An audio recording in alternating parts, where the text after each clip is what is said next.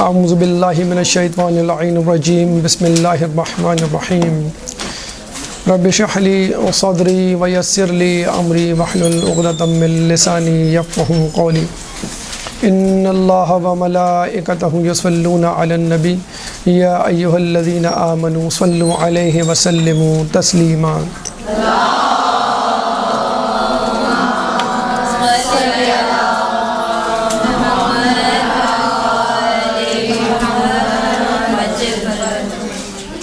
ایام فاطمیہ کا آغاز ہو چکا ہے اور یہ ایام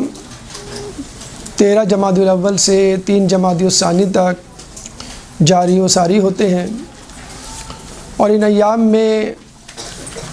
جو 3 ہفتے یا کم و بیش 21 دن پر مشتمل ہیں،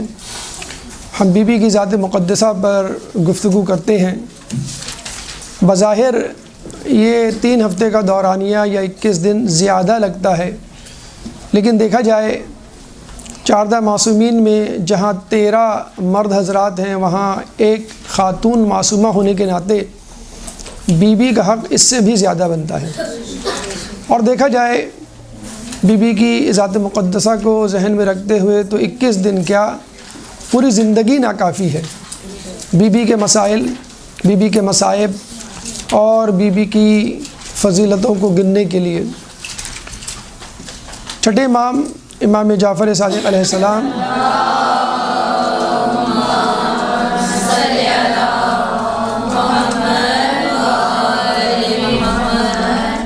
فرماتے ہیں کہ جس نے ہماری جدہ فاطمۃ الزہرا کو درک کر لیا، اس نے لیلۃ القدر کو درک کر لیا۔ بی بی کی فضیلت، بی بی کی سیرت تو بہت دور کی بات، اگر بی بی کے نام کا تعارف اور معرفت حاصل کر لی جائے تو بھی بڑا کمال ہوگا۔ چنانچہ اس نشست میں ہم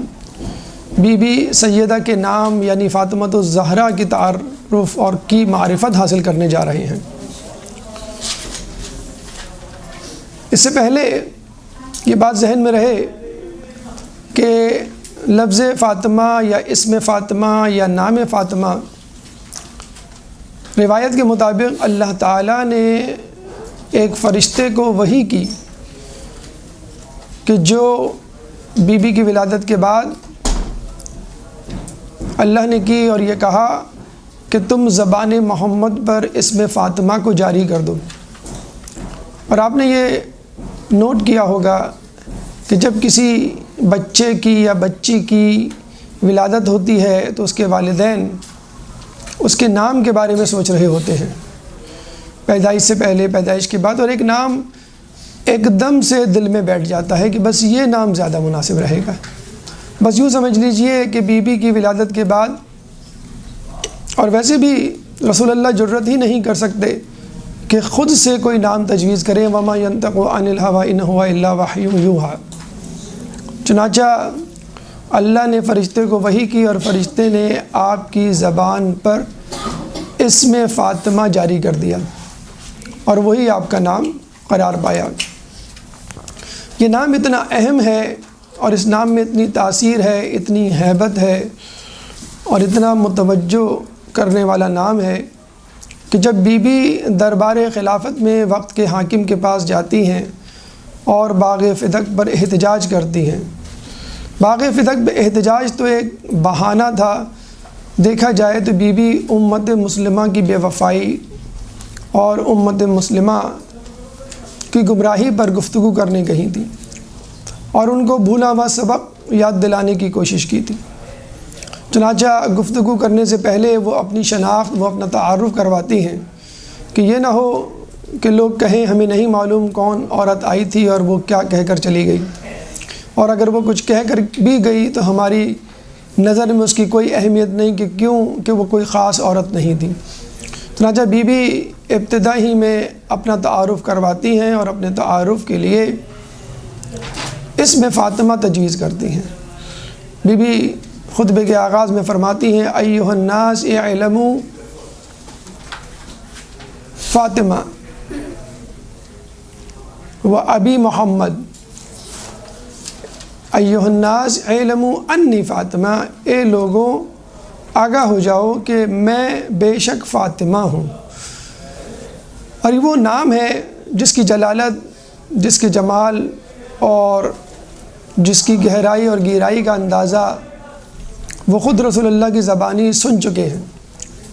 اور پھر اپنے والد کا تعارف کہ دیکھو میری نسبت جس خاندان سے ہے اس خاندان کا سربراہ تمہارا نبی ہے، کہ جس کی وجہ سے تمہیں اس دنیا میں کوئی قدر و منزلت حاصل ہوئی۔ لیکن افسوس کے ساتھ کہنا پڑتا ہے کہ لوگوں نے بی بی فاطمہ اور ان کے نام کی کوئی قدر نہ کی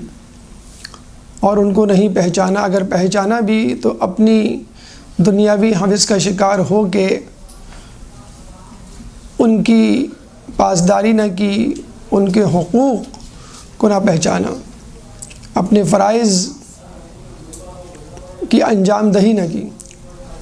چنانچہ وہ مظالم میں اتنے آگے بڑھ گئے کہ فاطمہ نام کی عورت، علی حسن و حسین نام کا مرد ان کو آنکھوں میں کھٹکتا تھا۔ چنانچہ آئمہ کی ہمیشہ سے یہ تاکید رہی کہ اپنے بچوں کے نام اہل بیت کے ناموں پر رکھو، بچیوں کے نام فاطمہ و زینب پہ رکھو اور مردوں کے نام محمد، علی، حسن و حسین پہ رکھو۔ اور اس میں فاطمہ کی تو خاص طور پہ تاکید کی گئی۔ کہتے ہیں کہ ایک شخص سے چھٹے امام نے کہا کہ اگر تمہارے ہاں بچی ہوئی تو اس کا تم کیا نام رکھو گے؟ تو اس شخص نے کہا کہ میں اس کا نام فاطمہ رکھوں گا۔ آپ نے کہا کیا تم اس کا نام فاطمہ رکھو گے؟ یعنی بڑے حیران ہوئے اور بہت خوش ہوئے۔ حیرانگی اور خوشی کی ملی جلی کیفیت میں آپ نے اس سے پوچھا دوبارہ کیا تم واقعی اس کا نام فاطمہ رکھو گے؟ تو اس نے کہا ہاں میں اس کا نام فاطمہ رکھوں گا۔ پھر امام نے برجستہ کہا کہ دیکھو اگر تم اس کا نام فاطمہ رکھنا تو اس کو گالیاں مت دینا، اس کو تماچا نہ مارنا اور اس کا احترام کرنا۔ اور ایک اور جگہ اس سے ملتی جلتی ہدایت اور نصیحت، امام کے پاس ایک صحابی آتا ہے اور وہ کہتا ہے کہ امام میرے ہاں بچی کی ولادت ہوئی ہے۔ آپ نے پوچھا تم نے اس کا نام کیا رکھا؟ تو اس نے کہا کہ میں نے اس کا نام فاطمہ رکھا ہے۔ اور امام اتنے خوش ہوئے کہ 3 مرتبہ کہا آہ آہ آہ، کہ تم نے کیا نام رکھا، یعنی خوشی کا اظہار کرتے ہوئے پھر وہی نصیحت کہ دیکھو اس کو مارنا نہیں، اس کو گالیاں مت دینا، اس پہ لعنت ملامت نہیں کرنا۔ کسی حد تک یہ بات سمجھ میں آتی ہے کہ اس دور میں عرب کے معاشرے میں جو جہالت پھیلی ہوئی تھی اسلام سے پہلے، اس کا سایہ تھوڑا بہت تو تھا کہ لڑکی کی پیدائش پہ لوگ منہ بناتے تھے، اور یہ منحوس سایہ اور یہ منحوس بدعت اور یہ مکروہ فعل، قبیح فعل آج تک ہماری زندگیوں میں، ہماری سوسائٹی میں موجود ہے کہ خواتین خصوصی طور پہ منہ بناتی ہیں جب دیکھتی ہیں کہ بہو کے ہاں بیٹی ہوئی ہے، اور اسی کے گرد ہمارے ڈرامے، ہمارے افسانے، ہمارے معاشرے کے مختلف کردار گھومتے ہوئے نظر آتے ہیں۔ دوسری اہم توجہ جو پیش کی جا سکتی ہے کہ امام نے ایسا کیوں کہا، تو امام نے غالباً پرورش کے حوالے سے، تربیت اولاد کے حوالے سے چند ہدایات دینی چاہیے کہ دیکھو بچوں کو مارنا نہیں چاہیے، برا بلا نہیں کہنا چاہیے، ان کو رسپیکٹ دینی چاہیے تاکہ وہ بھی بدلے میں رسپیکٹ دیں، اور جو کچھ آپ ان کے ساتھ کریں وہ اور لوگوں کے ساتھ کریں۔ لیکن ہم یہ سمجھتے ہیں کہ امام کی نصیحت میں اور زیادہ گہرائی ہے۔ امام جب یہ کہتے ہیں کہ دیکھو اس کو تماچا نہ مارنا، تو گویا امام یہ کہنا چاہ رہے ہیں کہ دیکھو ہماری جدہ کا نام بھی فاطمہ تھا اور ان کو تماشا مارا گیا، ان کو تازیانہ مارا گیا، دیکھو تم اس کو گالیاں مت دینا۔ گویا امام کہنا چاہ رہے تھے ہماری جدہ کا بھی نام فاطمہ تھا اور ان کو جھٹلایا گیا، جھوٹا کہا گیا کہ جب انہوں نے فتح کے حوالے سے اپنی گواہی کو پیش کیا اور بطور گواہ ان کو جھٹلایا گیا۔ وہ فاطمہ کے جو تنہا خاتون تھی مباہلہ میں، اور مباہلہ کے میدان میں عیسائیوں کو جھوٹا ثابت کیا،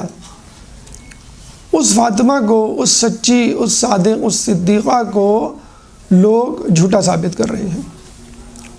اور پھر یہ کہ اس کا احترام کرنا، گویا آپ بتلانا چاہ رہے ہیں کہ ہماری جدہ کا نام فاطمہ تھا، اور ان کا احترام تو خود ان کے والد نے کیا جو رحمت للعالمین تھے، کہ جب فاطمہ آتی تو وہ اپنے جگہ سے کھڑے ہو جاتے۔ اسلام نے کسی کے احترام کے لیے کھڑے ہونے کو معیوب جانا ہے۔ اس زمانے میں بادشاہوں کے لیے، رؤوسان قریش یا رئیسوں کے لیے یا قبائلوں کے سردار کے لیے یا کسی امیر دولت مند کے لیے لوگ کھڑے ہو جایا کرتے تھے، تو اسلام نے اس کو برا جانا ہے۔ ہاں، یہ کھڑا ہونا تعظیم کے لیے فقط دو افراد کے لیے مخصوص کر دیا گیا، ایک تو والدین کے لیے اور ایک اساتذہ کے لیے۔ لیکن آپ یہ دیکھیں، یہاں پہ اولاد نہیں بلکہ والدین یا والد اپنی اولاد کے لیے کھڑا ہو رہا ہے۔ اور یہی وجہ ہے کہ بی بی سیدہ اپنے ایک لقب ام ابیہا کو صحیح ثابت کرتی ہوئی نظر آ رہی ہیں کہ دیکھو میرا باپ میرے لیے کھڑا ہو رہا ہے تو یقیناً میں ام ابیہا ہوں۔ اور نہ صرف کھڑے ہوتے بلکہ اپنی جگہ پر بی بی سیدہ کو بٹھاتے، اپنی بیٹی کو بٹھاتے۔ باپ یا کوئی بڑا شخص کسی جگہ بیٹھا ہو اور کوئی بچہ داخل ہو تو نہ تو وہ کھڑا ہوتا ہے نہ وہ اپنی جگہ چھوڑتا ہے اس بچے کے لیے، یعنی جگہ چھوڑنا تو بہت دور کی بات، وہ تو کھڑا بھی نہیں ہوتا۔ یہاں رسول کھڑے بھی ہو رہے ہیں اور اپنی جگہ کو پیش کر رہے ہیں اپنی بیٹی کے لیے۔ خود بیٹھے ہوئے تھے ننگی زمین پر، خاک پر، لیکن جب بیٹی کو بٹھا رہے ہیں تو اپنی چادر اتار کے اس زمین پہ بچھا رہے ہیں اور پھر اپنی بیٹی کو بٹھا رہے ہیں۔ اس قدر احترام بی بی سیدہ کا۔ جب سفر پہ جا رہے ہیں تو سب سے آخر میں بی بی سیدہ سے ملتے ہیں، آدمی آخر میں سب سے پسندیدہ شخصیت سے ملتے ہوئے روانہ ہوتا ہے کہ تاکہ کم از کم دورانیہ ہو جدائی کا۔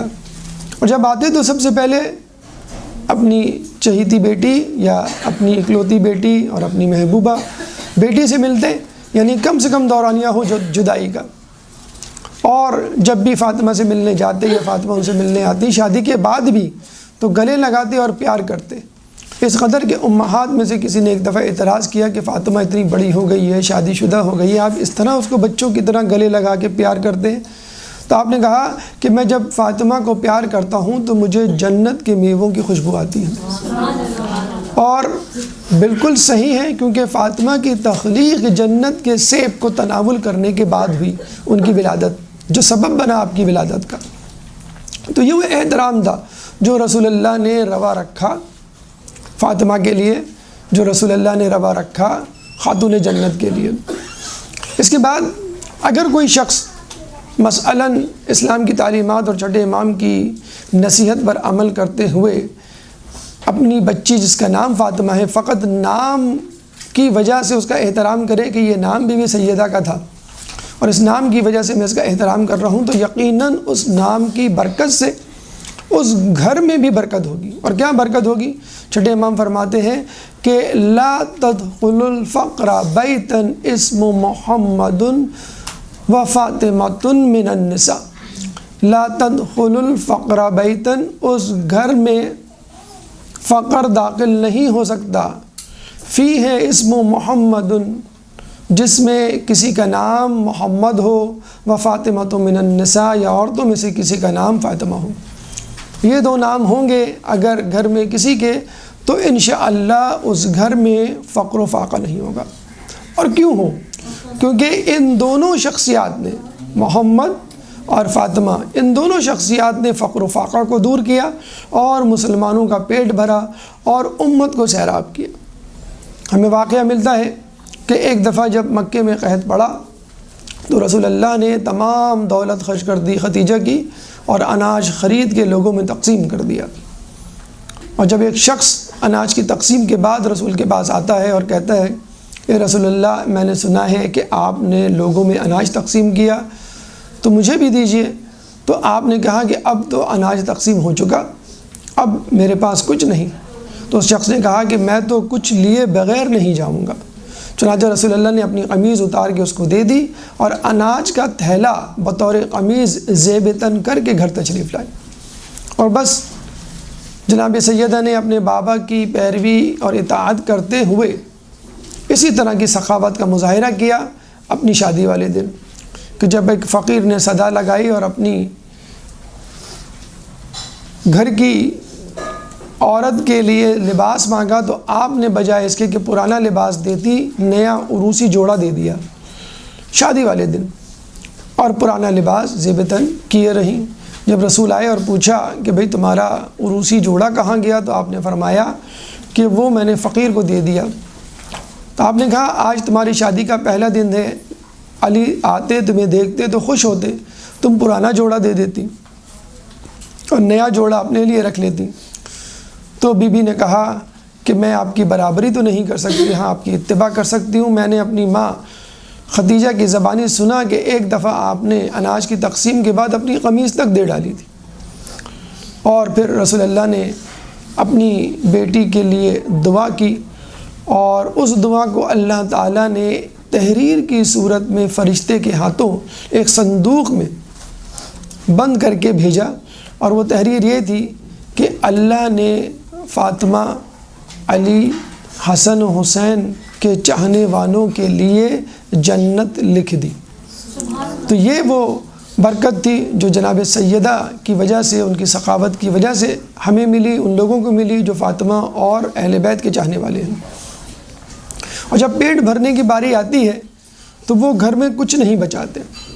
اور جس طرح فاطمہ نے اپنے پدر گرامی کی اطاعت کی، اتباع کی، اسی طرح آپ کے بیٹوں نے بھی آپ کی اطاعت اور پیروی کی، کہ جب حسنین بیمار پڑتے ہیں تو رسول کی نصیحت کے مطابق، مشورے کے مطابق آپ 3 روزے کی نظر مانتی ہیں، اور جب وہ ٹھیک ہو جاتے ہیں تو وہ 3 روزے رکھتی ہیں۔ آپ کے ساتھ مولا علی، فضہ اور جناب حسنین بھی روزہ رکھتے ہیں۔ اور آپ نے پھر سنا ہوگا کہ ایک دن ایک مسکین آتا ہے افطار کے وقت، ایک دن یتیم آتا ہے، اور ایک دن اسیر آتا ہے، اور تینوں دن جناب سیدہ اپنی روٹی اس کو دے دیتی ہیں، واحد روٹی جو افطار کی۔ اور صرف آپ ہی نہیں دیتی، مولا علی، فضہ اور 2 چھوٹے چھوٹے بچے جنہوں نے نظر بھی نہیں مانی تھی، وہ بھی اپنی روٹی دے دیتے ہیں۔ اور پھر سورہ دہر کی آیت اترتی ہے، وَيُطْعِمُونَ الطَّعَامَ عَلَىٰ حُبِّهِ مِسْكِينًا وَيَتِيمًا وَأَسِيرًا، کہ وہ اللہ کی محبت میں یتیموں کو، اسیروں کو اور مساکین کو سیراب کرتے ہیں۔ تو یہ وہ محمد، یہ وہ فاطمہ، یہ وہ عظیم شخصیات کہ جنہوں نے مسلمانوں کو سیراب کیا، جنہوں نے مسلمانوں کا پیٹ بھرا اور محتاجی اور فقر کو دور کیا۔ نہ صرف محتاجی اور فقر کو دور کیا بلکہ روم و فارس کی سلطنتیں ان کے سرنگوں ہوئی، اور ان کی فتوحات کی خوشخبری خود رسول اللہ اپنی زندگی میں دے گئے۔ یہ وہ فاطمہ ہے، یہ وہ اسم فاطمہ ہے، یہ وہ الہامی اسم ہے کہ جس کو اللہ تعالیٰ نے زبان محمد پہ جاری کیا۔ آئیے اس فاطمہ کی مزید تحقیق اور تفصیل میں جاتے ہیں اور دیکھتے ہیں کہ یہ اسم فاطمہ اپنے اندر کیا کیا پیغامات پوشیدہ رکھے ہوئے ہیں۔ لیکن اس سے پہلے ایک درود پڑھ دیں محمد والے محمد۔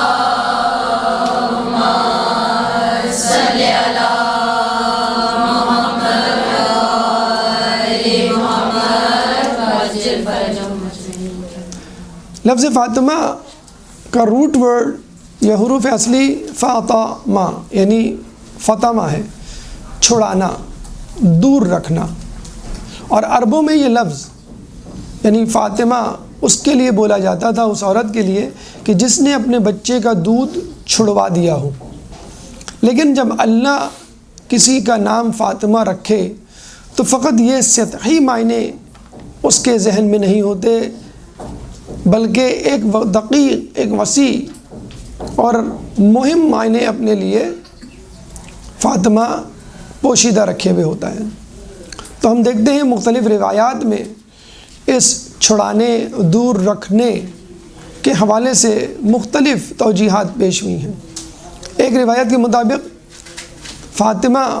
اس کو کہتے ہیں کہ جس کو اللہ تعالیٰ نے جہنم کی آگ سے دور کر دیا،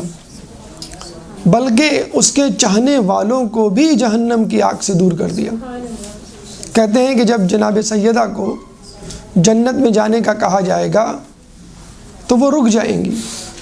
تو خدا ان سے پوچھے گا کہ آپ کے رکنے کا سبب کیا ہے، تو وہ کہیں گی یا رب احببت ان یعرف قدری فی مثل هذا یوم، کہ اے اللہ میں چاہتی ہوں کہ میری قدر و منزلت اس طرح ہو کہ جس طرح یہ دن واضح اور روشن، یعنی جس طرح یہ دن اور واضح اور روشن اور حقیقت ہماری طرح ہے، اس طرح میری قدر و منزلت بھی واضح کر۔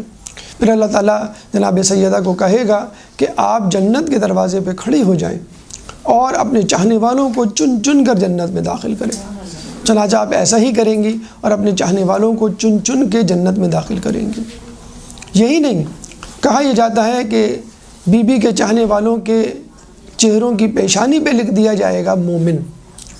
اور بی بی کے دشمنوں کے چہروں کی پیشانی پہ لکھ دیا جائے گا کافر۔ یعنی بی بی کی محبت اور دشمنی کفر و ایمان کا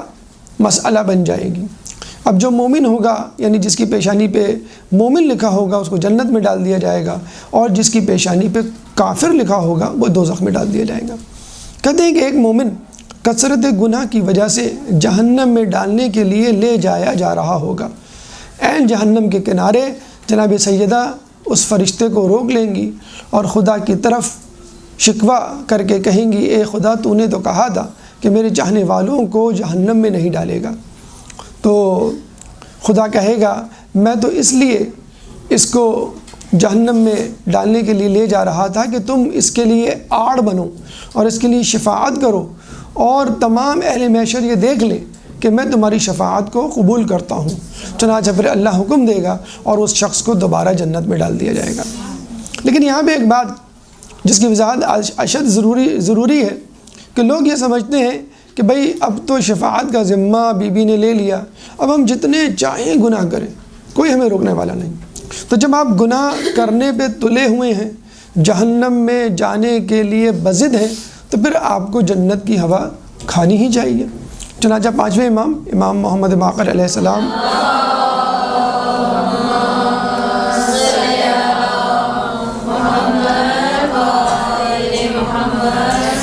فرماتے ہیں کہ کچھ چاہنے والوں کو، ہمارے چاہنے والوں کو ہماری شفاعت اس وقت ملے گی جب وہ جہنم میں جل کر کوئلہ بن چکے ہوں گے۔ یہ بھی ہوگا جو جہنم میں جانے پہ تلے ہوئے ہیں، جنہوں نے نمازوں کو ترک کیا ہوا ہے، جنہوں نے روزوں کو ترک کیا ہوا ہے، جنہوں نے جھوٹ کو اپنا شعار بنایا ہوا ہے، غیبت ان کی گڈھی میں مل گئی ہے، ان کو تو پھر جہنم کی ہوا کھانی پڑے گی، جن کو توبہ کا بھی کوئی خیال نہیں۔ چنانچہ پھر کہیں جا کے ان کو شفاعت ہوگی۔ لیکن یہاں یہ بات واضح رہے کہ جو لوگ یہ کہتے ہیں کہ بھئی ہم جہنم میں نہیں جائیں گے، ہم تو اہل بیت کے ماننے والے ہیں اور پنجتن کے چاہنے والے ہیں، اور اگر جائیں گے بھی تو کچھ دنوں کے لیے، تو کہا یہ جاتا ہے کہ جناب زہرا اس وقت تک جنت میں نہیں داخل ہوں گی جب تک ایک ایک مومن، یعنی آخری شیعہ، آخری مومن بھی جنت میں نہ داخل ہو جائیں۔ اور کچھ جگہوں پہ یہ مدت 3000 اور کچھ جگہوں پہ 30,000 یا اس سے بھی زائد۔ اب آپ دیکھ لیجئے کہ وہ شخص جو گناہوں کی وجہ سے جہنم میں جلایا جائے گا، یہ تو اس کا اپنا فعل ہے، اس کی اپنی خطا لغزش ہے کہ جس کی وجہ سے وہ جہنم میں جلایا گیا، لیکن آپ اپنے جہنم میں جلنے کی وجہ سے بی بی سیدہ کو تکلیف دے رہے ہیں، اور وہ جنت کے دروازے پہ کھڑی آپ کا انتظار کر رہی ہیں۔ چنانچہ گناہ کرنے سے پہلے سوچ لیجئے، کیا میں بی بی کے کھڑے ہونے کا، بی بی کے اذیت دینے کا سبب تو نہیں بن رہا؟ ہم بڑے مزے سے ان لوگوں پہ لعنت بھیج دیتے ہیں، برا بھلا کہہ دیتے ہیں، تبرہ کرتے ہیں کہ جن لوگوں نے بی بی کو دربار میں کھڑا رکھا اور ایک اندازے کے مطابق 2 گھنٹے سے زیادہ کھڑا رکھا اور بیٹھنے کا بھی نہیں کہا، اور جو احتجاج کیا انہوں نے کھڑے کھڑے کیا، تو کیا 2 گھنٹے کھڑے رکھنے والا شخص جو اس کا سبب بن رہا ہے وہ زیادہ قابل لعنت، قابل ملامت ہے، یا وہ شخص جو ہزاروں سال بی بی کے کھڑے ہونے کا سبب بن رہا ہے؟ نہ صرف کھڑے ہونے کا سبب بن رہا ہے بلکہ بی بی کی شرمندگی کا بھی سبب بن رہا ہے کہ بی بی کا کیسا چاہنے والا ہے کہ جو جہنم کی آگ کی سزا پا رہا ہے۔ چنانچہ کوشش کیجئے کہ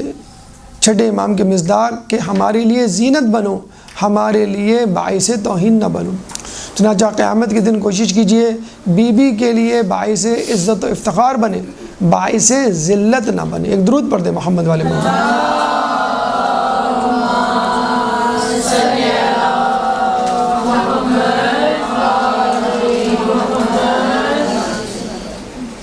چھڑانے والی یا دور رکھنے والی یا جس کو دور رکھا گیا ہو، ایک روایت میں ملتا ہے کہ جناب سیدہ کو ہر قسم کی نجاست، برائی اور شر سے دور رکھا گیا ہے، اس لیے آپ کا نام فاطمہ، اور اس کی گواہی خود قرآن دیتا ہوا نظر آتا ہے۔ سورہ احزاب آیت نمبر 33 میں اللہ فرماتا ہے انما یرید اللہ لیذھب عنکم الرجس اہل البیت ویطہرکم تطہیرا۔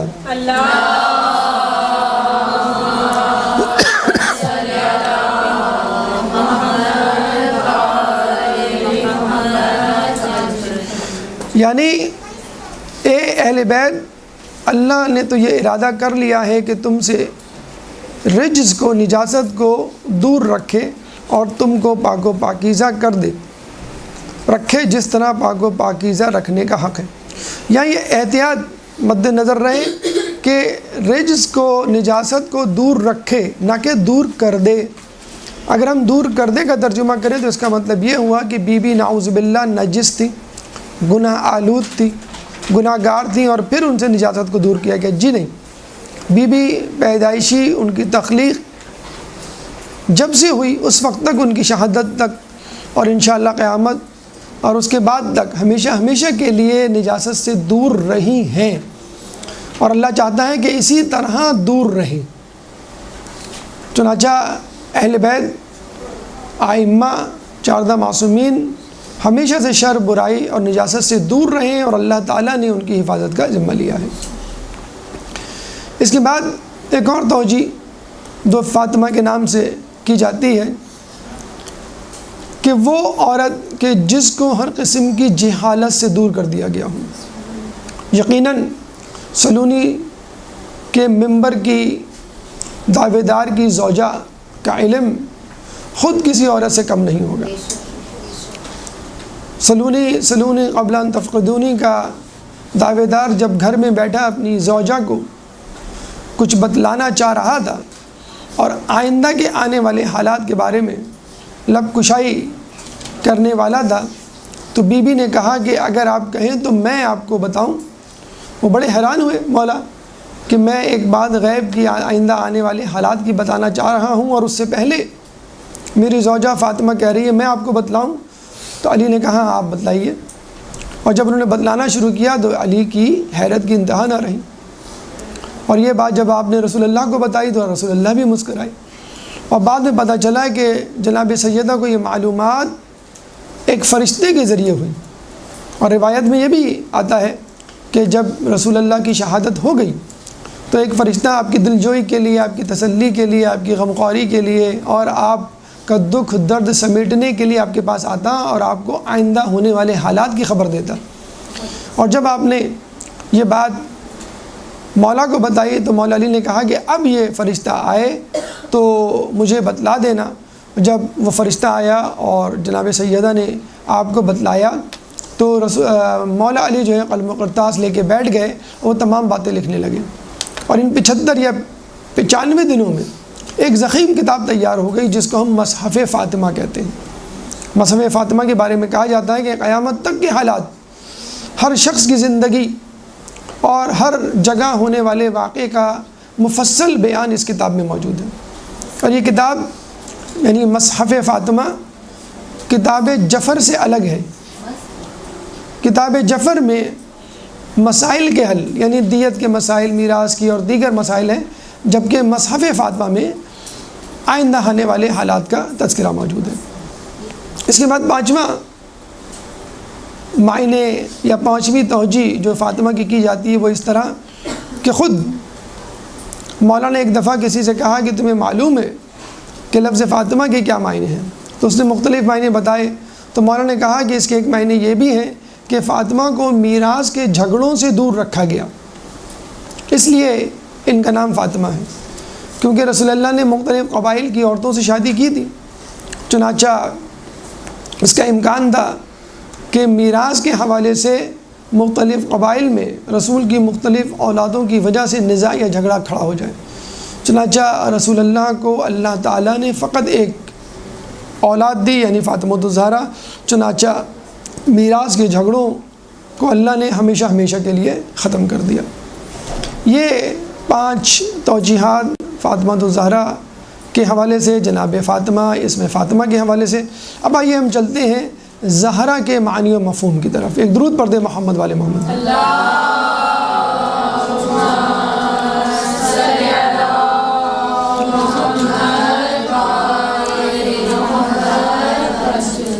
پہلا مفہوم،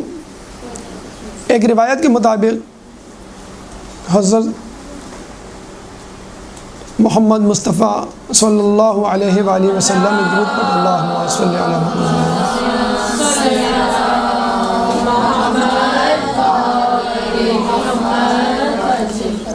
کہ چچا جناب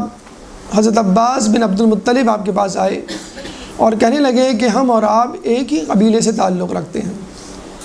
اور جب ہم ایک ہی قبیلے سے تعلق رکھتے ہیں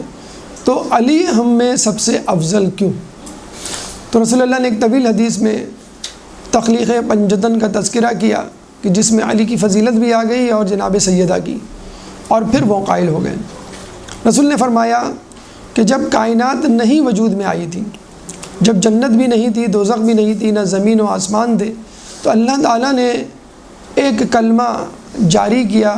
اور اس کلمے سے نور وجود میں آیا۔ پھر اللہ تعالیٰ نے دوسرا کلمہ جاری کیا اور اس سے روح وجود میں آئی۔ پھر اللہ نے روح اور نور کو آپس میں ملا دیا اور اس سے میرا نور تخلیق کیا، یعنی رسول وجود میں آئے،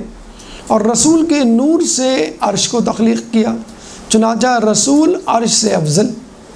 پھر اس کے بعد علی کے نور کو تخلیق کیا اور علی کے نور سے آسمانوں کو پیدا فرمایا، چنانچہ علی آسمانوں سے افضل۔ اس کے بعد حسن کے نور کو پیدا کیا اور حسن کے نور سے آفتاب کو تخلیق کیا، چنانچہ امام حسن سورج سے، آفتاب سے افضل۔ اس کے بعد حسین کو تخلیق کیا اور حسین کے نور سے قمر یعنی چاند کو تخلیق کیا، چنانچہ حسین چاند سے افضل۔ پھر کہتے ہیں کہ اللہ تعالیٰ نے کائنات میں ایک ظلمت، ایک اندھیرا طاری کر دیا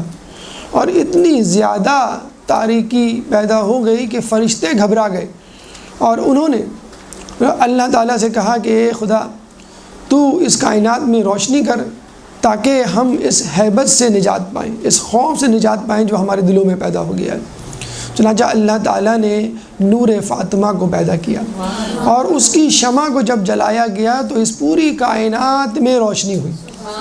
چنانچہ رسول مولا علی حسن و حسین کے ہوتے ہوئے بھی تاریکی تھی، تو اللہ تعالیٰ نے اس تاریکی کو فاطمہ کے وجود سے ختم کیا۔ آپ یوں کہہ سکتے ہیں کہ جناب سیدہ کی معرفت کا نور جب کسی کے دل میں پیدا ہوتا ہے تو باقی چار نور بھی سمجھ میں آ جاتے ہیں، اور یہی وجہ ہے کہ اللہ تعالیٰ نے جناب سیدہ کے تعارف کو وسیلہ بنایا بقیہ پنجتن کے تعارف کا، کہ جب فرشتوں نے پوچھا کہ اس چادر کے نیچے کون ہے، تو اللہ نے کہا ہم فاطمہ و ابوہا و بالوہا و بنوہا، وہ فاطمہ ہے، اللہم صلی علی محمد،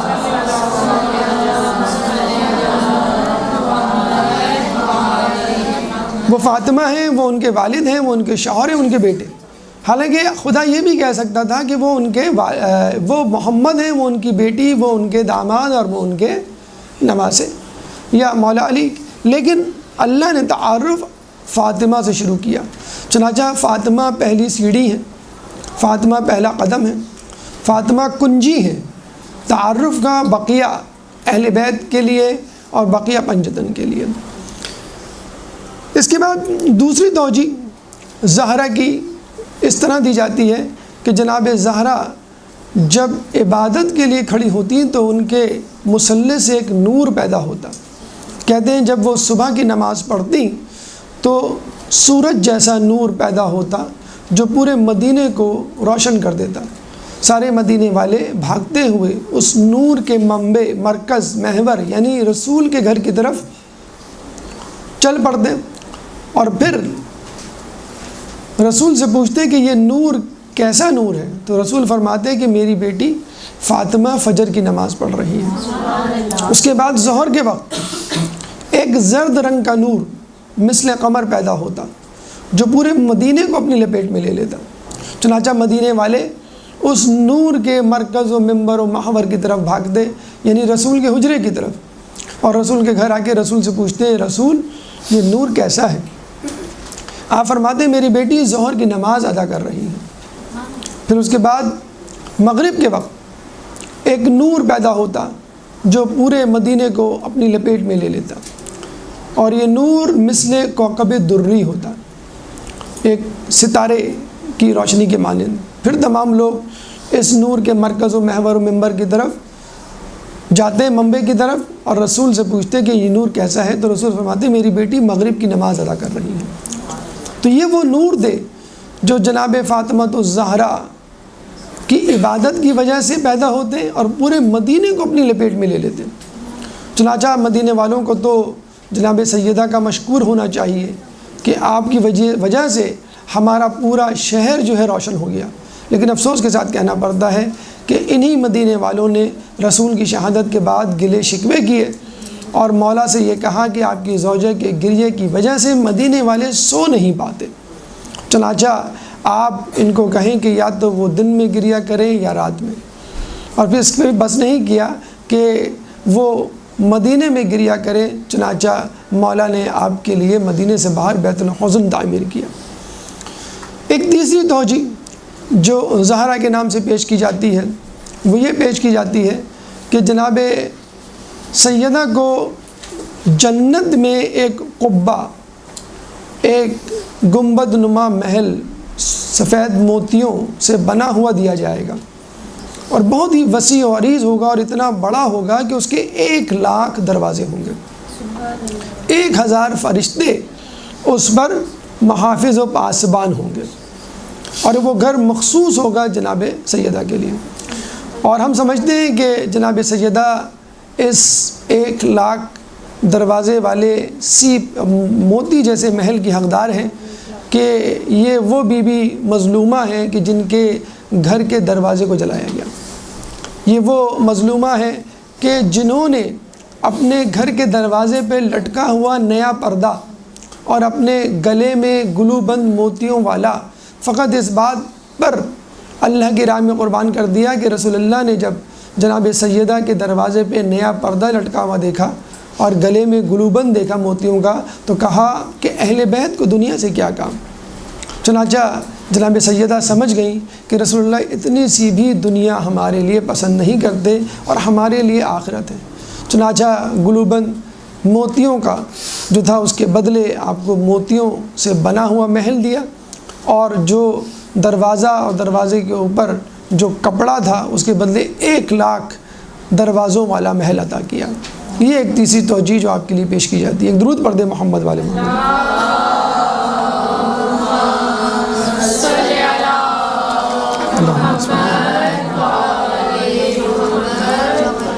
ایک اور توجہ جو زہرا کے لیے پیش کی جاتی ہے، اچھا زہرا ستاروں میں وہ واحد ستارہ ہے کہ جو سب سے زیادہ چمکتا ہے، اور یہ وہی زہرا نامی ستارہ ہے کہ جس کو دیکھ کے لوگ قبلے کا تعین کرتے ہیں، سمت کا تعین کرتے ہیں اور اپنے راستے کا تعین کرتے ہیں۔ کہا جاتا ہے کہ جب لوگ جنت میں چلے جائیں گے اور اس کی نعمتوں سے لطف اندوز ہوں گے تو یکایک ایک روشنی نمودار ہوگی کہ جیسے سورج طلوع ہو رہا ہو، چنانچہ لوگ بھاگے ہوئے جائیں گے فرشتوں سے اور خدا سے، کہیں گے اللہ تعالیٰ تو قرآن میں فرماتا ہے لا یرون فیہا شمسا ولا زمہریرا، کہ تم وہاں پر نہ تو سورج دیکھو گے اور نہ ہی سردی، یعنی نہ تو سورج کی گرمی پاؤ گے جنت میں نہ ہی سردی۔